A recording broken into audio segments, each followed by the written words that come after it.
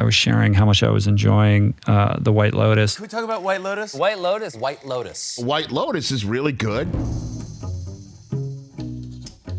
I'm in love with the White Lotus Season 2. The script, written by Mike White, is so great that it is impossible not to become addicted to it. While watching the show, I had the feeling that the true art was unfolding in front of my eyes. Many things helped to achieve that, including rising tension, compelling characters, and breathtaking cinematography. However, two things stood out in particular, which usually stay unnoticed. And these two things are the music and the opening titles of the show.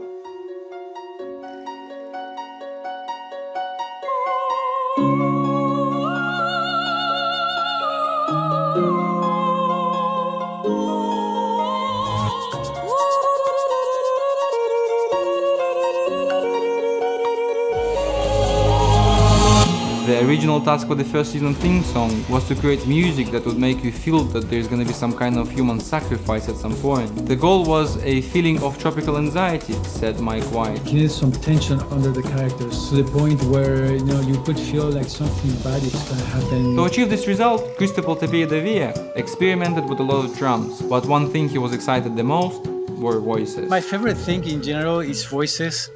I think there's something scary about hearing a voice that you can tell it is a real voice, it's a real person, but there's something off, there's something that you cannot put your finger on, you can tell there's something wrong.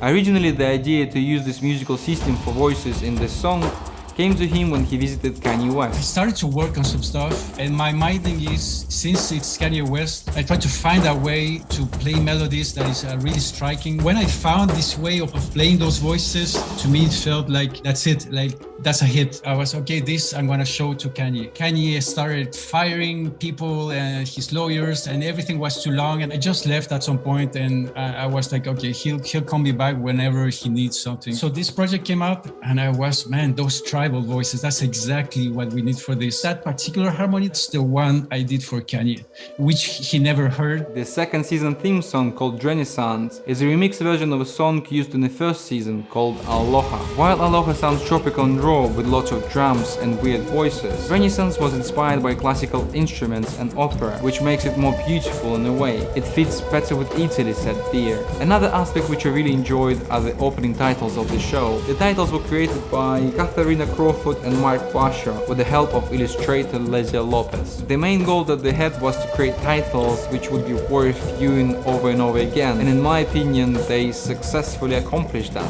White was inspired by the frescoes in real life Villa Tasca in Palermo, which appeared in episode 3. The process started by taking high-resolution photos of those frescoes, which later were used as a base for new artwork. However, the most fun for the team was creating images paired with actor names when it appears in the credits. To do that, they used a lot of animals to illustrate characters and their traits. It's almost easier to explain people through animals than people through people, said Basher. The opening sequence is a real puzzle, which is fascinating to solve. This is why it is a must-watch for those who admire creativity and amazing writing.